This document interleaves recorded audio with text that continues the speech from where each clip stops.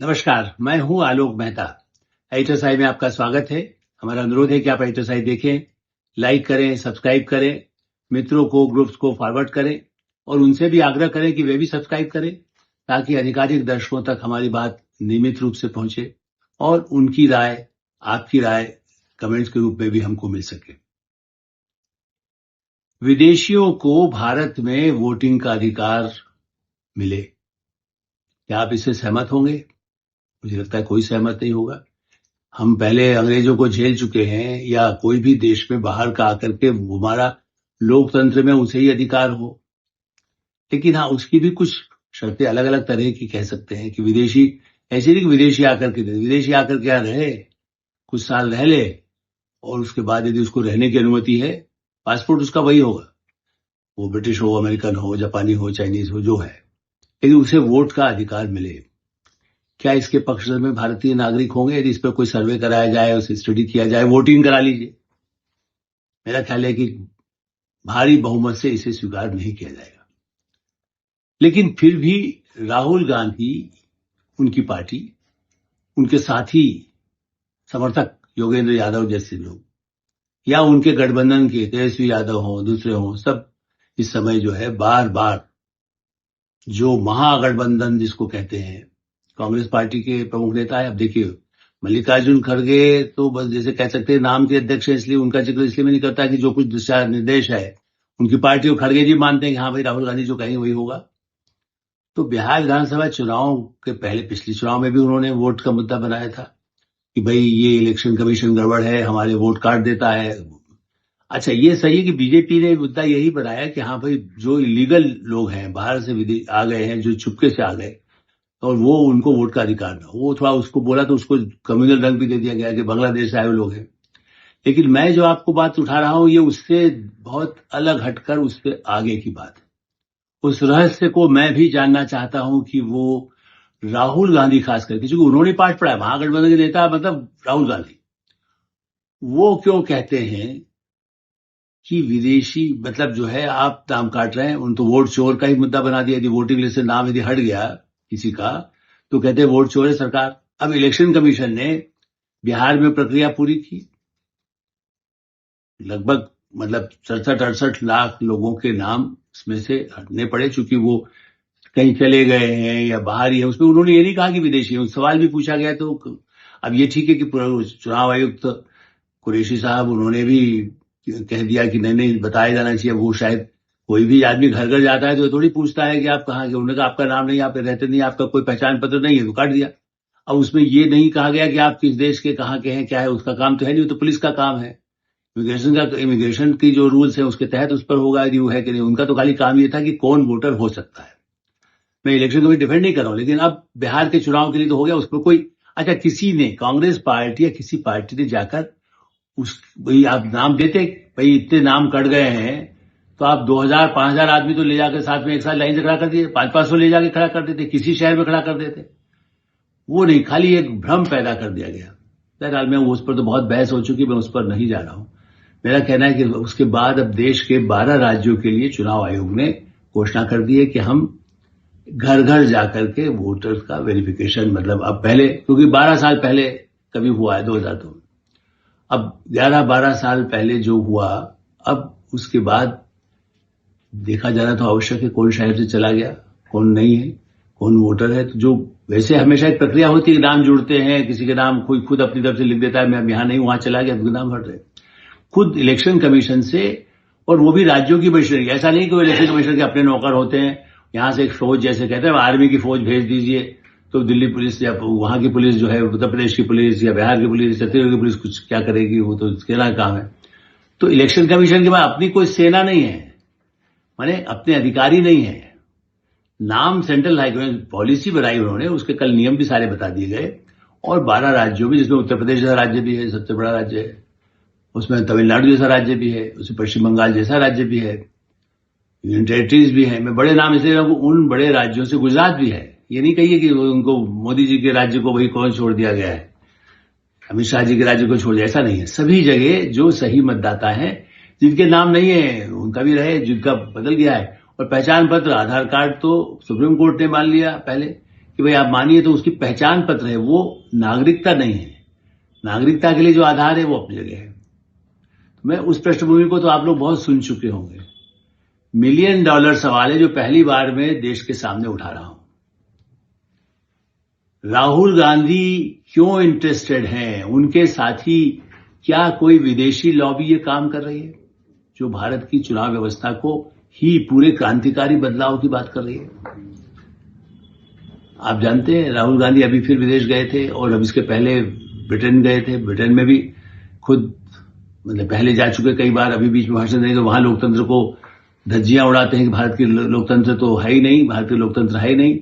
और वो यूनिवर्सिटी में जो एक स्पॉन्सर्ड प्रोग्राम उनके अंकल सैम पेट्रोदा आप जानते ही हैं, ओवरसीज कांग्रेस के प्रमुख अमेरिका में है, लेकिन दुनिया भर में उनका नेटवर्क है। नेचुरली हर एक को अधिकार है अंतर्राष्ट्रीय संगठन बनाने का। कांग्रेस पार्टी को अधिकार है, दूसरी पार्टियों को है, आरएसएस की भी सब जगह अपने लोग हैं, लेकिन वो बताए उस तरह की शाखा है कि नहीं। जो ओवरसीज कांग्रेस तो पैसा जुटा है, उनके तो लोग अपने आप कहीं काम कर रहे हैं, ऐसा जो मुझे मालूम है। इस दृष्टि से तो ये एक सवाल है, वो पड़े भी वहां पर है। और एक विवाद जो चलता रहा है उसकी पुष्टि नहीं हुई है, अभी तक कोई सरकार ने कार्रवाई नहीं की। कितनी सरकारें आई गई, मतलब ऐसा नहीं जो कांग्रेस विरोधी सरकारें भी आई, जनता पार्टी सरकार भी आई, शायद तब तो नहीं हुआ, लेकिन हाल के वर्षों में भी। लेकिन वो विवाद और सुप्रीम कोर्ट में भी चूंकि प्रमाण अभी तक नहीं आए, कुछ नहीं आए, तो इसलिए वो विवाद अधर में लटका रहता है या फिर बिना प्रमाण के टल जाता है। लेकिन ये एक इन्वेस्टिगेटिव हमारे जर्नलिस्ट रहे, वो नहीं है मिस्टर मनमोहन, उन्होंने भी कुछ पड़ताल की थी कई वर्ष पहले। उनका कहना था या उनके पास कहीं सूचनाएं मिली थी कि वो स्टेट्समैन में रहे थे, इन्वेस्टिगेटिव जो पहली इनसाइड टीम है, हिंदुस्तान टाइम्स में रहे, टाइम्स ऑफ इंडिया में रहे। मैं इसलिए ऐसे पत्रकार का नाम ले रहा हूं जिनकी ऑथेंटिसिटी है। मेरी जो किताब है पावर, पेस एंड पॉलिटिक्स, उनकी इन्वेस्टिगेटिव रिपोर्ट आप देख लेंगे। उन्होंने भी कहा था कि ऐसी शंका हमारी एजेंसी करती है कि जब विदेश जाते हैं राहुल गांधी तो कोई दूसरे पासपोर्ट का इस्तेमाल भी करते हैं। और इसलिए मैंने कहा कि यदि इंतजाम होता तब तक तो उनके खिलाफ और कार्रवाई हो सकती थी, लेकिन शायद हो सकता है कि कोई ऐसा तरीका हो जिससे ना हो। अब तीसरी बात, क्योंकि वही एक कंपनी बनाई गई थी ब्रिटेन में जिसका विवाद रहा है, जिसमें सही ढंग से लिखा गया है, बाद में बदल दिया गया, क्या हुआ यूं तो कई। सोनिया गांधी जी भी इटालियन नागरिक थी, बहुत बाद में शादी के कई वर्ष बाद उन्होंने अपनी भारत की नागरिकता ली है। बल्कि उस पर भी विवाद आया था कि वो जब नागरिकता नहीं मिली थी तब भी उन्होंने एक बार वोटिंग की थी, ऐसा बीजेपी के या कई और पार्टियों के नेताओं ने इसका जिक्र किया है। अब जो पहले कर दिया गया, मैं तो उस इतिहास में नहीं जाता कि उसके बाद कई आए, सरकारें आई, पानी आया, पानी गया, पानी बह गया। मैं तो राहुल गांधी जी के बारे में मुझे चिंता है कि वो इस मुद्दे को क्यों उठा रहे हैं।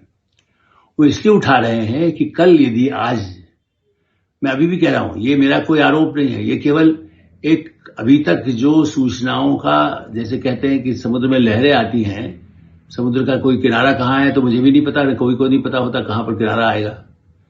तो लेकिन ये तो आता ही है कि हाँ कोई कंपनी से उनके संबंध रहे हैं, जो कंपनी जो बनाई गई उसमें कभी नाम था उनका, फिर बाद में नाम वो कहा गया कि नहीं वो दूसरा नाम लिखा गया था जो ओरिजिनल उनका जब उनके जन्म के समय में दिया गया हो। अब सवाल ये है कि ब्रिटेन जिसने भारत पर राज किया, उसके संविधान से भी हमने बहुत सारी चीजें ली, लेकिन हमने वो चीज नहीं ली जो ब्रिटेन में लागू है। राहुल गांधी, मैं ये जानना चाहता हूं कि जब वो वहां रहे तो क्या राहुल गांधी ब्रिटेन में भी वोट देते रहे? मैं उल्टा कह रहा हूं, भारत में वोट दिया उनका अधिकार है, क्या ब्रिटेन में भी राहुल गांधी जी अपने वोट का अधिकार, यदि वो एक कुछ समय वहां स्थायी रूप से उन्होंने कोई अपना पता बता रखा हो, अब मैं नहीं जानता कि वो कंपनी के नाम पर रहे हैं तो क्या कभी दिया है, क्योंकि वो 5 या 10 साल रहे ऐसा तो कोई प्रमाण मिलता नहीं है। पढ़ने जरूर गए थे, पढ़ने तो राजीव गांधी भी गए थे, संजय गांधी भी गए हो, सोनिया जी भी वहां पढ़ी हुई हैं, कितने ही लोग देश विदेश में बड़े बड़े उद्योगपति भी अमेरिका में ब्रिटेन में पढ़े हुए हैं। तो मेरा ये कहना है कि क्या राहुल गांधी उस स्थिति से प्रेरणा ले रहे हैं जो ब्रिटेन में उनको करने का बड़ा आनंद आया होगा, क्योंकि ब्रिटेन में ये प्रावधान है, यदि आप भारतीय हैं, आप यदि अमेरिकन हैं, आप यदि कैनेडियन हैं, आप यदि मलेशियन हैं, आप इंडोनेशियन हैं, आप जापानीज हैं, लेकिन यदि आपको वहां का रहने का अधिकार मिला हुआ है, एक जैसे कहते हैं कि रेजिडेंशियल परमिट, आप भारत का पासपोर्ट है आपके पास जापानी पासपोर्ट है, आपके पास इंडोनेशियाई पासपोर्ट है, पाकिस्तानी पासपोर्ट है, आपको श्रीलंकन पासपोर्ट है, लेकिन ब्रिटेन में यदि आपका घर वहां पर है, आप रह रहे हैं, तो आप वहां के वार्षिक जो चुनाव होते हैं जिसमें प्रधानमंत्री या उनकी पार्टी के लोग जो चुने जाते हैं, संसद के लिए, हाउस ऑफ कॉमन्स के लिए ब्रिटेन में विदेशी वोट डाल सकता है। इसकी चर्चा आपको किसी टेलीविजन चैनल पर नहीं सुनाई देगी, न किसी अखबार में हाल के महीनों में आपने पढ़ी होगी। मैंने तो नहीं पढ़ी, हो सकता है यदि आपने पढ़ी हो तो आप बताइएगा। मेरा सवाल यही है, मेरा जवाब नहीं है ये, क्या राहुल गांधी उससे इंस्पायर हो रहे हैं या उनके जो समर्थक हैं, प्रशांत किशोर अमेरिका से आए हैं, वो क्या वो इंस्पायर हैं?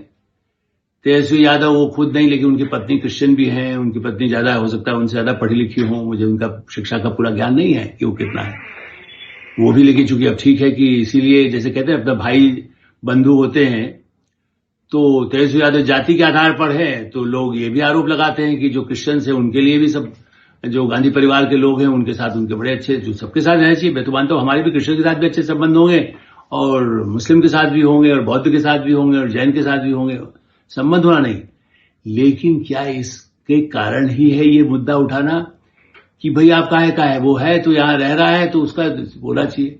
माने उसका मतलब ये है कि बांग्लादेशी को भी, चाहे वो इलीगल है इलीगल नहीं, यहां रहने लगा ना 5-10, आपके यहां कुछ काम कर रहा है, आप उसको वोट देने दीजिए। क्योंकि हमारे पहले अंग्रेज राज कर गए, आज उस देश में यदि हिंदुस्तानी वोट डाल सकता है बगैर वहां की नागरिकता लिए, तो भारत में ब्रिटिश नागरिक को क्यों नहीं वोट देने दिया जाए? तो यदि कल ये साबित हो जाए कि ब्रिटिश नागरिक की मान्यता भी राहुल गांधी ने मिली हुई है या XYZ को मिली हुई है, उनके किसी रिश्तेदार को मिली हुई है, उनके किसी और व्यक्ति को मिली है, या वो और बुलाना चाहे, और यदि ये छूट हो तो बांग्लादेश से, श्रीलंका से, दुनिया भर से आप टूरिस्ट आता है, वो बस जाए यहां पर जमीन खरीद लेगा। जर्मनी में हमारे कई मित्र हैं जो कहते हैं हम उत्तराखंड में जमीन मिल जाए, हिमाचल में मिल जाए, प्रियंका गांधी बना सकती है, हमको क्यों नहीं मिल सकता हिमाचल में भाई? तो सब आगे बस जाए और फिर वोट डालें, जो चाहे राज करें, कंपनी बनाने की जरूरत भी नहीं, उसके बाद कंपनी बना के चलाए, पैसा भी लगा रहे हैं, वोट भी डालेंगे। मैं अतिशयोक्ति कर रहा हूं, ये मानता हूं, एक साथ कोई लाखों लोग आकर के भारत पे आप ईस्ट इंडिया कंपनी बना नहीं सकते, लेकिन आप उसका बीज बोना चाहते हैं। विदेशी को वोट का अधिकार, वो कुछ कॉन्स्टिट्यूंसी में है कि वो क्रिश्चियन कॉन्स्टिट्यूंसी है मणिपुर या उस एरिया की, या बिहार बंगाल की है, किसी 20% है, कहीं 25% है, कहीं 80% हो, बिल्कुल वो हमारे भाई हो, जो भारत में है वो भारतीय है, भारत मूल में जो पैदा हुआ, इसलिए बर्थ सर्टिफिकेट मांग रहे हैं ना। अब ये ठीक है कि हम बर्थ सर्टिफिकेट मेरा किस जमाने का होगा, वो 70 साल पहले का, तो कोई बर्थ सर्टिफिकेट नहीं भी है तो कोई मानेगा उसको, कोई और प्रमाण निकालेंगे, स्कूल का प्रमाण पत्र निकालेंगे, दूसरे प्रमाण पत्र निकालेंगे, तो बर्थ सर्टिफिकेट को तो माना जा सकता है। लेकिन जो भारत में पैदा हुआ, जिसके पास भारत का कोई आधार नहीं है, ब्रिटेन में भी आप वहां बर्बाद रह रहे हैं 5-10 साल से, कुछ साल से, जब आपको रेजिडेंशियल परमिट मिला हुआ है उतने समय तक रहने के लिए, देन यू कैन वोट।